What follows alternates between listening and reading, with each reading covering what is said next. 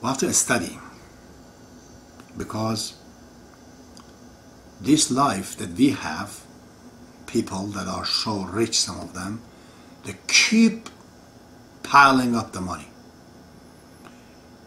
The whole life for them is a casino. One used car salesman right here at somewhere in Ellesmere in Toronto. A friend of mine is saying that this guy has more than 50 million in his account. But he comes and works even Sundays. $10 he tries to take bargain. The guy is not living the life, and money is not at all is his possession. Money possessed him. He's possessed by the money. You know, you have in the movie, they say possessed by the devil. Well, that is the devil. Money seems to be a consciousness of him. He spends the $10 money, immediately cries, "Don't spend me. Don't cut me off. Don't spend the money. It has to become bigger." And that's all he receives the messages. Just like that, the movie Phantom. They're all dead. But the thing was telling them to do this and that. He's already gone. That man is not even a man anymore. He's a robot. He's totally controlled by the money. Money possesses him and telling him what to do. What a sad story. Their life is nothing but a casino. How much we won today, that's it. How many cars did I sell today? How many people got cheated? How many people went down? That's all he thinks. If he didn't make money that day, he's a sad man. He doesn't even know how much money is. He really doesn't understand the value of it. At this point, these people are, I pronounce them sick, because no longer they possess the money. Money possesses them, tells them what to do.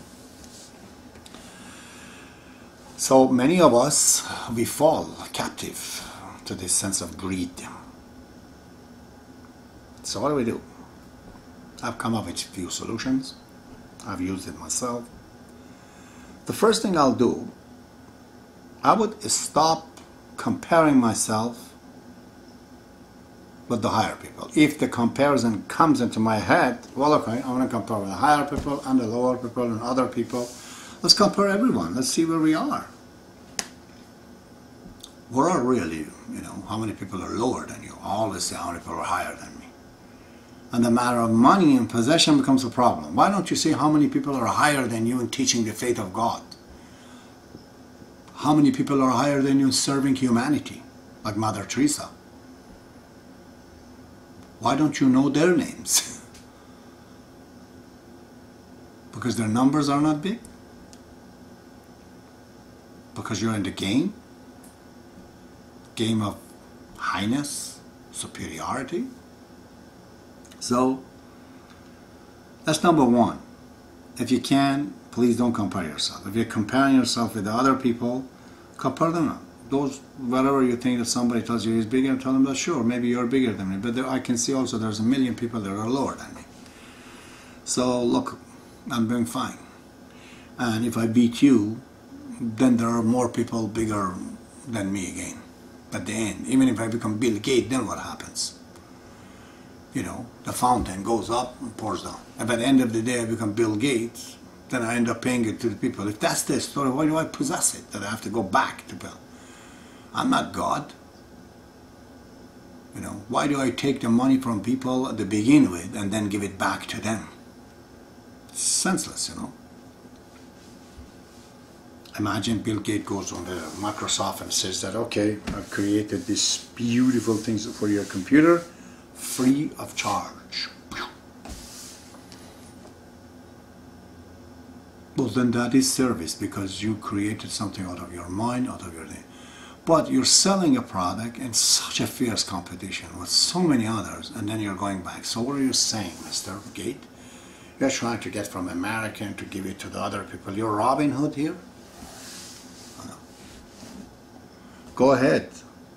Thanks God you're doing good things anyways. Thanks God. But if you think about it, this apologetical life, that I'm so rich I apologize for it and I'm giving it to others, requires the person in the beginning not to even collect the money. If Baha'u'llah would have charged money for his books has made me. If he would have charged, perhaps people would pay more attention, but God is not like this, you see. I'm his student, I can't charge also for spiritual things, especially when I learned from him. I couldn't accept that. So there is no right for these videos and his words. It belongs to everyone. Go right ahead. Don't say that you have said it if I said it, because lie will get you.